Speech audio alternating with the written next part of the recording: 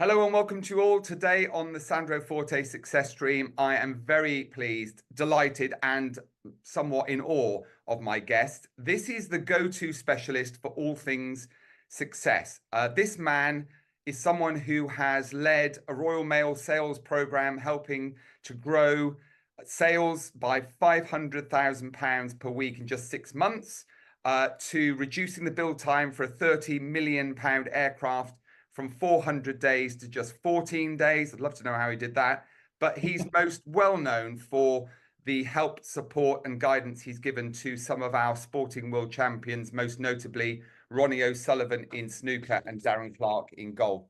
Those are just two examples of the extraordinary things this man, and someone I'm very pleased to say is a friend, achieve over the last, I don't know, 30 years. He is one of a kind. He is Michael Finnigan. Lovely to be with you, Sandro, as always. Always an absolute joy. You too again, mate. 30 minutes is going to go by in the blink of an eye. Everyone listening from around the world, 92 countries or so, hold on to your horses, because this guy is something pretty special. So, Michael, let's start. Where did it all begin? I think it was about 1992, something like that. Yeah, I went on a training course, Sandro, about psychometrics, which I'm a big believer in, helping people understand what their true strengths are. And I was just really fortunate that of all the ones I could have chosen to get trained by, the one that I chose was owned by a guy called W. Clement Stone, who a lot of your fans will know because he founded Combined Insurance Company of America, which became ultimately Aon when it floated on the stock market. And he owned that he started it when he was 21 years old. And I think he died in 2002. On the 3rd of September when he's 100 years old. And by that time, 65,000 employees, billionaire, best-selling author, philanthropist, president of the Napoleon Hill Foundation, just an incredible human being. And apart from a brilliant entrepreneur and a life changer for lots of people in your industry, I mean, he was just a remarkable man, and humble and generous and kind and forgiving and brave and ambitious and all the things we all want to be. He embodied it naturally. And there was I on a training course that was of a company that was owned by him. And at the end of it, at the time, he was 90. The guy taking the course was 63. I was 32. So there was 30 gaps between the three of us. And he just said to me, look, we've been looking for a young Jedi apprentice. And me and the old man think it's you. What do you say? I mean, wow. How many days do you get like that? What could you say to that? I said, yeah, I'm in. What are you talking about? I'm in. Let's go. And I was in finance myself at the time, Sandro. So I took a complete career change. And at the age of 32, started again to rebuild my life. No doubt people in your listener group have done the same thing. And what a brave thing to do. But, never look back. And just the most fortunate decision I ever made, best decision I ever made. Just to help understand how to help people reach their true potential. And been doing it for 30 years since. Love it. We'll dissect that then. Before we do, you've just inspired me, Michael, because you talk about W. Clement Stone. Everyone knows him, or should do, at least, unless they've been living under a stone. Financial services, kind, generous, philanthropist, author. No. Like so many similarities between W. Clement Stone and me. I've just realized. The only thing is, he was a billionaire. I'm not. But anyway, but okay. Let's talk about all of those amazing ideas you harnessed, this change of direction. You then decided that you'd found your calling, if I can refer to it as that. 100%. And 100%. Definitely. Was that it? 100%. Okay. And what then? Okay, so let's start with that then. This epiphany, this moment where you realize that this was the path you were going to take in life.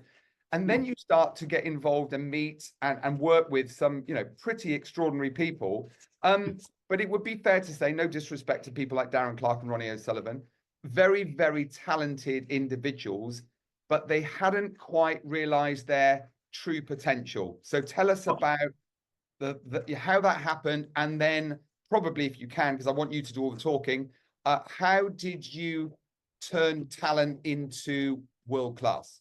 Yeah, it's a great question, Sandro. And what happens is, right, that so bear in mind, what happened with me was I spent 1992 to 1998 studying with these geniuses, and why wouldn't you? And then from 1998, they kind of unleashed me. And my first ever client, and it was just a cold approach, was a snooker player called Jimmy White, who again lots of people will have heard of. Now Jimmy was a brilliantly talented guy, but he was completely off the rails. I mean, everybody knows about that. And what happens with these people is what you realize when you start to get into that world. And my second client in that world became Ronnie O'Sullivan. Then it became somebody like Andrew Flintoff, the cricketer, and then Sam Allardyce, the football manager. And I was into all these different sports. And what you realize is they've got to where they've got to with tremendous dedication and tremendous talent at what they do. They're just brilliant at what they do. Way above, 99% of people will be nowhere near them. And yet they haven't got there because they've learned to create a strong mindset. They have a strong mindset, but they've never studied it. It's just been there. And it's probably come as a result of getting results early on in life and having some success. And therefore they've become, resilient and brave and ambitious and all that. But they've never schooled it. So when you get there, you think, oh my God, he doesn't know anything about this. He's got there with no, and he's got mental strength, but it's innate. It's not practiced. So if I can get him to actually focus in on what this is all about and how you break it down, we can just tear the world apart here.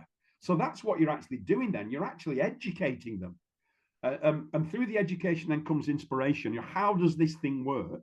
Which Jimmy White couldn't read and write, Sandro. So he's not going to sit down and study the workings of the human mind, is he? He's just not going to do that. So once you get them sat down and teach it to them in a way that they can understand, you can then start to gain some inspiration and some traction with them. And they can start to see over the last 10 or 20 years where they have held themselves back. And they start to recognize that. And pretty quickly, within 10 or 12 hours of concerted work, they start saying, you're talking about me here. I've just got in my own way. I'm my own worst enemy. How do I? And then here comes the killer question. How do I stop doing that?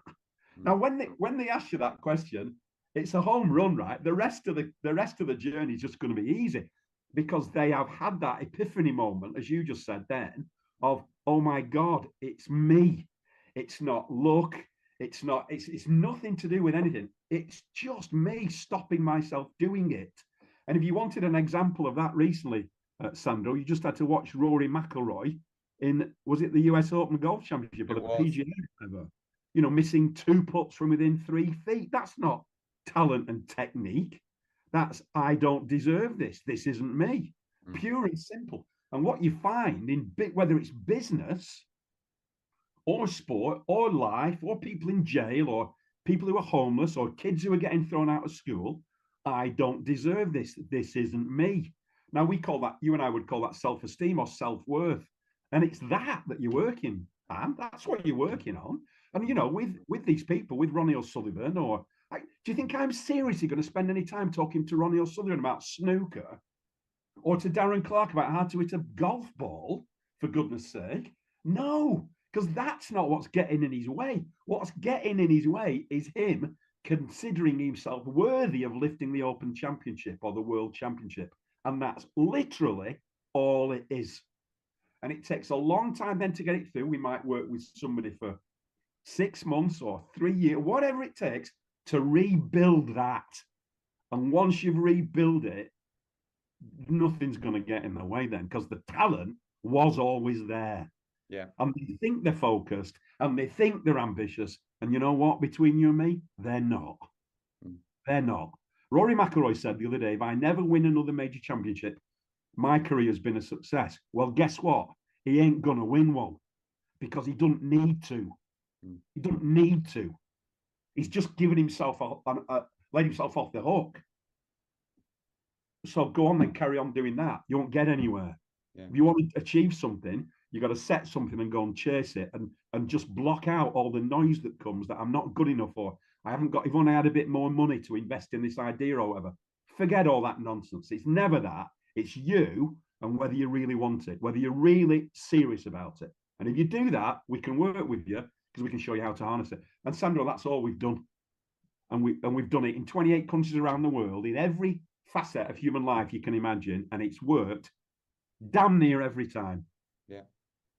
Well, one of the things I love about you is enthusiasm, passion that comes across loud and clear. The other thing is, we've both been to conferences and read books, and we talk about positive mental attitude and motivation, and it lasts 5 minutes, because unless you end up with a deeply embedded positive mindset where you change that belief system, things are not sustainable in terms of change. We'll come to you in a second and ask you for a couple of examples of how you got people to change their mindset.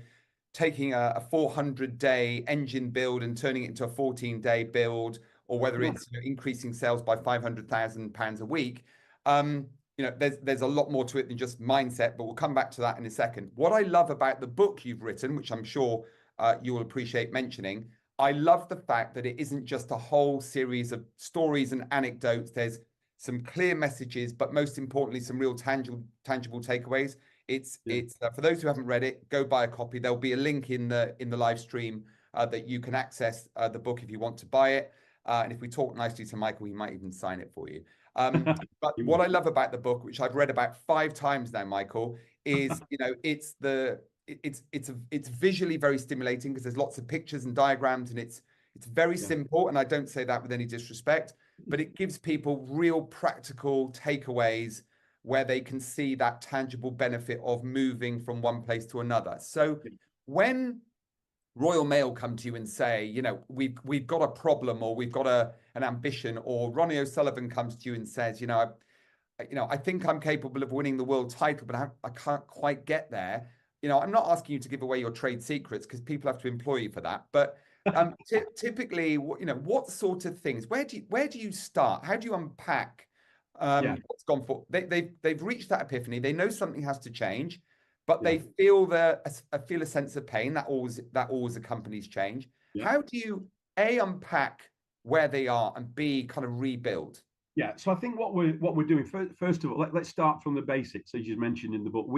I spent with this, with Mr. Stone's team, we spent 6 years building a toolkit, and that toolkit ends up having 10 things in it, and those 10 things are tools designed for 3 of them are about the long-term direction that you have chosen for yourself, or are going to choose. 3 of them are about the medium term. So if that's where we're going to be in 25 years time, we're going to have to do something in 1 to 5 years to get there. So we need tools and techniques for that.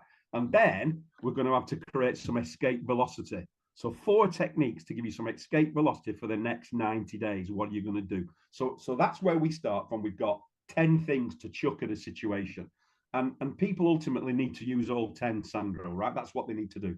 They're going to start using the ones that give them the biggest bang for the buck, and they're going to start with the short-term ones. That's fine. But the other 2 tools and techniques are valid too. So what I'm then doing when I'm meeting an individual for the first time, let's take Ronnie, is I'm sitting him down and I'm talking to him, and I'm talking about 3 or 4 hours here to build a picture of who this person is. What is this person's self-concept or self-image? Where does he see himself as a human being, not as a snooker player, but as a human being? We can talk about snooker, but what about his relationships, his key relationships? What about his heroes that he worships?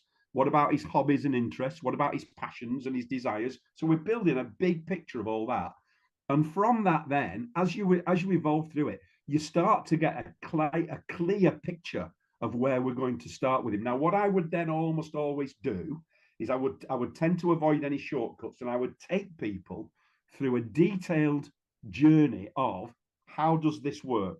How does this now? When you're doing that, whether you're doing it one-on-one or in a team, all the time they're coming at you with questions, and as they come at you with these questions, they're revealing themselves to you, and you're starting to see them piece it together, the theory that you're giving them with real life experience. Oh, when I was 10, when I was 15, last year, last week, this happened, that happened, and you can see them putting it together. And that journey will probably take us something like 10 hours to get all that learning into a head. When you've done that, then what we then do is we take them through the process, and we take them through the first short-term techniques, and we get them to implement those into their lives. And then we do the second stage techniques.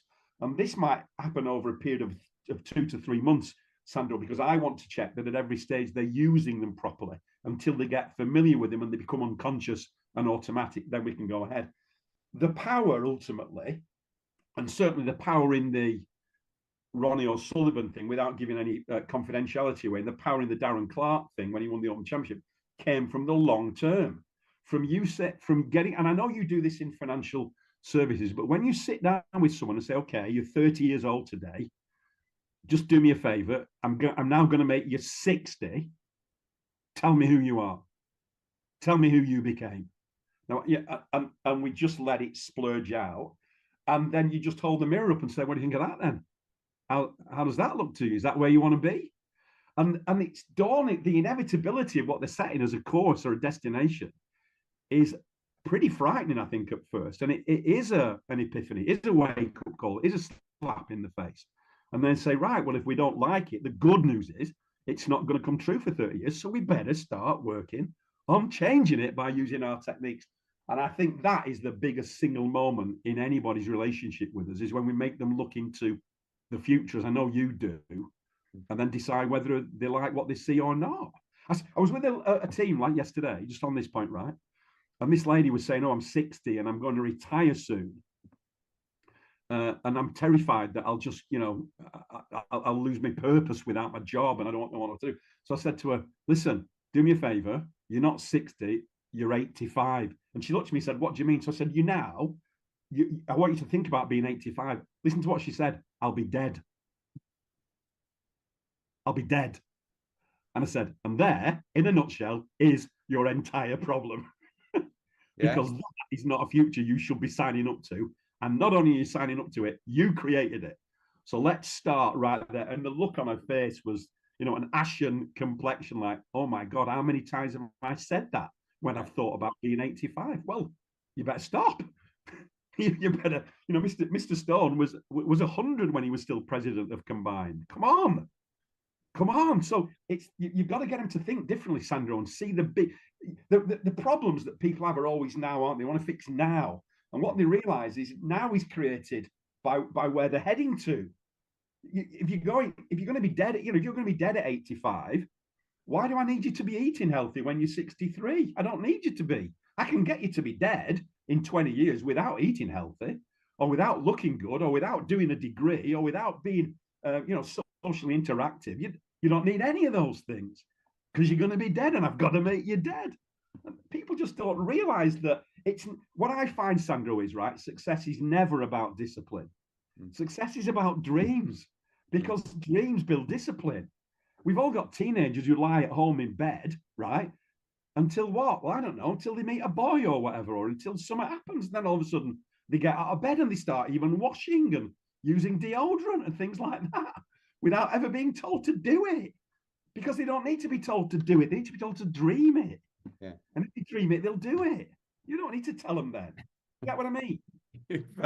You've just become a 30-minute advert for my masterclass, because for the last 22 years I've been saying to people, exactly as you've just described it. I think that the way you've just articulated it is probably the best I've ever heard it genuinely from anyone, Michael, because you're absolutely right. We are masters, creators of our own destiny. Discipline is a very important part, but I also heard you use the word process, which of course is very important. But starting with the right brain, ask yourself why, where do you see yourself going? For me, I call it the ultimate destination, and then pack everything around that process to get there. I think you're absolutely right. Let me ask you about teams, because a lot of people that tune into these live streams are leaders of organizations. They are managers of small, medium, and very large teams. Wigan Warriors is one of your, one of the accolades that sit atop all of the other things that you've achieved in your life over the last 30 years or so. Wigan Warriors became world champions. They probably had no right to at the time, with great respect. Royal Mail, we've mentioned, the aircraft built, all those things. How do you, Michael, bring teams together? Because we know that, in teams, there are a disparate, often group of individuals. They've all got different goals and aspirations.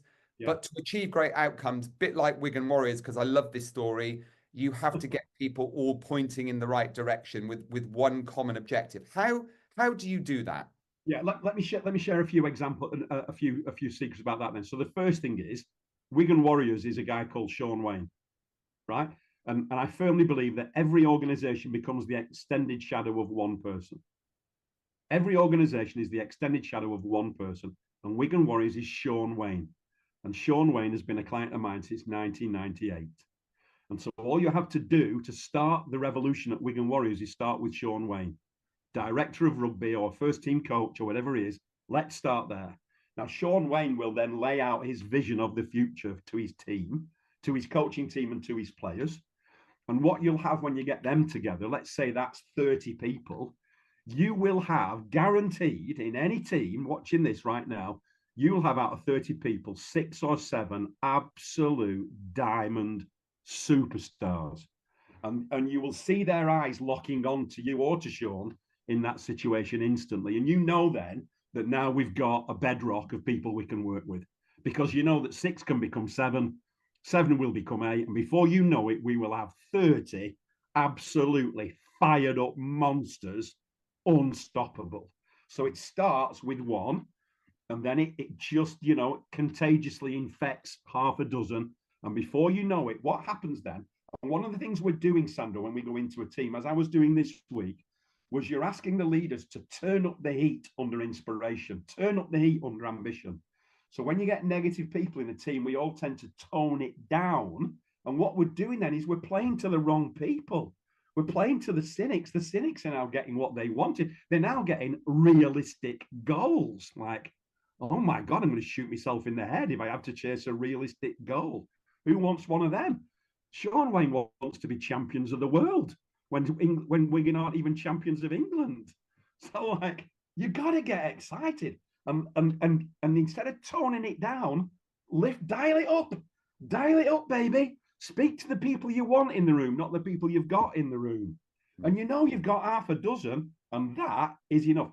One of our key phrases is that one person with courage is a majority, remember, from Ayn Rand. One person with courage is a majority. The Rolls-Royce organisation there started with 1 man. And Trevor stood up in front of 75 managers who were responsible for 1,500 people and said, look, it takes us 400 days to build one of these things. How quickly do you think we could build one if we really, really tried, right? Now, what number are these realistic people going to come up with? I'll tell you what number, 350. Wrong answer, says Trevor. Try again. Oh, no, says somebody. Not 325. We're going to be here all day, says Trevor. Shall I give you my number? Oh, no, go on then. 14. 14. Not realistic. Ludicrous. And about 3 or 4 people went, oh, my God, do I want a piece of that? Yeah. Do I want some of that? And 1 became 3, and 3, Sandro, became 1,500. And it not only built an engine in 14 days, it won a world quality award, that engine. It saved 1,500 jobs. It saved £400 million in the first year and just over £1 billion in 3. And that was 1 man, not with, you know, a pragmatic, thought out, strategic objective. Oh my God, I'm going to die. Like, no, this is where we are going. How are we going to get there? No idea. That's what I need you for. Let's go. And 3 years later, Sandro, we were there. That Royal Mail story you said before, sales of new business were £500,000 a week. And within 6 months, they went to 3 million a week. From 500,000, where they'd been for 3 years, they went to 3 million in no time at all. And within a short time after that, 18 months after that, it was £6 million a week when it had been 500,000. Same products, same market, same team, everything, right? What changed? Stop being blooming realistic and start dreaming and start achieving something that you are worthy. And now we come to the second example. So first of all, let's start with the inspiration and inspirational people. But now let's not just talk about work all the time. So at Royal Mail, again, we're not going to talk about selling mail products to corporate people like Amazon. We're not going to be talking about that. We're going to be talking about how much of it do you deserve to sell? What kind of role model do you want to be for your children and your wife and your husband and all the people around you in your life. Who do you want to be? Who do you want to be? What do you want to leave behind you? That's what it's about. So then we're not even talking about work. When we work with school children, Sandro, being kicked out of school because they're not going to get any GCSEs, on average, those kids get 7 GCSEs, including maths and English. We don't spend 1 minute talking about maths and English or what do you call it, revision or anything like that. Never even mention it. We talk about where are you going to be when you're 25? Think about that, because they never do. And it's the same whoever you're working with. So you need some inspirational leadership in the team, and you only need a bit to start with, and then you need to talk about life and not work. Do those 2 things and blow people's minds. So then they're coming into work as an inspired person. We get people from these massive engineering companies with 30,000 people coming up to us saying, thank you, you've changed my life. Not made me make more submarines or build more aircraft. You have changed our lives. And as a result of that, we build better aircraft because we're coming in as better people who deserve better stuff. And when we have an open day, I want to bring my grandson to show him the plane that his granddad built. And I want him to go to school and tell his mates about that. Now then, I defy you not to build a better plane. We don't need to talk about building the plane because you know what? You know how to do that. So what are we talking about that for? What are we talking about selling products for with Royal Mail? They know how to do it. What they don't know is why to do it. Yeah. They always know how. They never, ever, ever know why. Usually the why is to keep myself in a job, to just do enough to keep myself in a job, to keep the lights on. That's what people's why is. And we tear that up because that's not why you got into it. That isn't why you started, to make enough cash to get by. You started because you dreamed of building aeroplanes or dreamed of winning golf championships, not having £1 million check. That's not what you dreamed of. You dreamed of holding a trophy and drinking a pint of Guinness out of it. That is what you dreamed of. So you put people back in touch with their why, and you surround them with 1 or 2 inspirational role models, and then you light the blue touch paper, and off we go. And you know what, we've got to do it then. Over all these years, I've been introducing guests on the podcast and now the live stream. And, I always try and do a good job of positioning things and, bigging them up a little bit. I think you're the only guest since 2017 where I feel like I've done a really poor job of introducing you. Because, if anyone listening to this from around the world is in any doubt as to why I love this man, I think you've just discovered in the last 30 minutes why. We can't go with asking you, what you're doing now, the business, what's next for you, where's Michael Finnigan when he's 85? Probably still inspiring people, I expect. But of course, what else? What's next for you? What's any more books? The business? What direction of travel are you taking now? Well, there are a few more books coming. I think we're up to number 4 now, and that'll go on. I've written a book about Mr. Stone, about the life of Mr. Stone, where I interviewed people who worked for him for 30 years, and that was just an incredible experience. So there's another book coming on him, one on customer service, things like that. The other thing is that we're building the team now. So my next generation Finnigans are starting to get involved. So we're unleashing young Finnigans on the world, which is great because they're now at the age that I was when I got into it. Do you know what I mean? So there's another 30-year gap coming.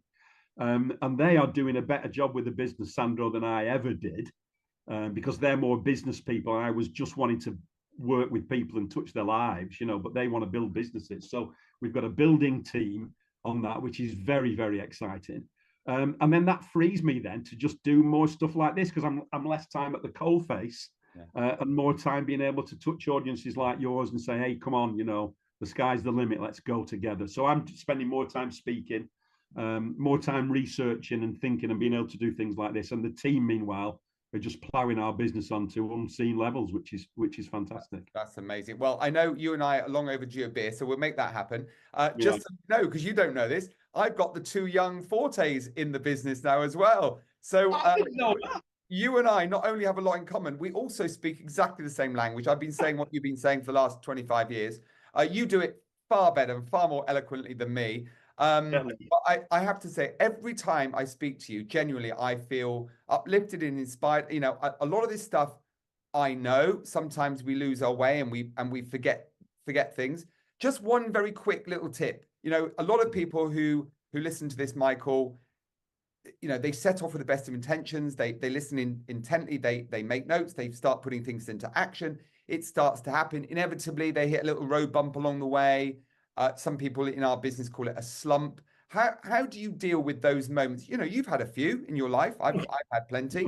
How do you deal with those moments where you think, oh, hang on a minute, I'm not sure if I am heading in the direction, or you know, I've been let down by a couple of people. Things aren't working the way that I thought they would. How do you deal with setbacks? Let's go 3 tips. Shall we go 3 tips? So tip number 1 for me, so my ultimate mentor in life was W. Clement Stone. So the first thing I do is I imagine myself having to explain myself to Mr. Stone. So he comes in and goes, hey, Mr. Finnigan, you look miserable. What the hell's up with you? And you think, oh, nothing really. What's wrong with me? So I always imagine a chat with him and he sits there shaking his head at me and I go, yeah, I know, Mr. Stone. I'm sorry about that. And that works. The second thing I do is I look at my 100th birthday plan, because he had a 100th birthday plan. He took up golf on his 100th birthday, Sandro, because he said it was an old man's game. Did you know that? No, I didn't, but no wonder the poor man's dead now. He took it exactly. Only lasted 4 months after that. He took up golf on his 100th birthday. When he was 70, he asked a guy to build him a golf course. He said to my mate, he said, hey, I'm taking up golf. My mate said, oh, great, let's have a game. He said, oh, I'm not taking up just yet. He said, it's an old man's game. I'm only taking it up in 30 years when I'm 100. And he said, let's have a game. And he'd asked a guy he said, I've asked a guy to build me a golf course, Jack Nicklaus. So Jack Nicklaus built Mr. Stone's golf course.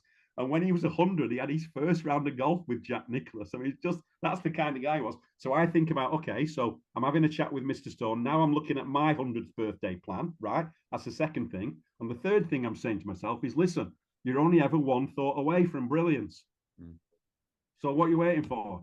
Yeah. You know, when Darren Clarke hits a bad shot, he's 40 minutes away from being back to brilliance. But ultimately, it's one thought that takes him from 39 minutes and 59 seconds to 40 minutes, isn't it? So what did you say to yourself in that 1 second? And don't wait 40 minutes, wait 40 nanoseconds. So, you know, imagine a chat with your hero, revise your 100th birthday plan and get yourself sorted out with one thought. And don't wait 40 minutes for it. Do it now. As Mr. Stone, do it now, right? I feel like I want to give you a round of applause, but I think it would be a bit too loud into my mic. So you'll have to just accept the adulation and the praise that's coming from this direction.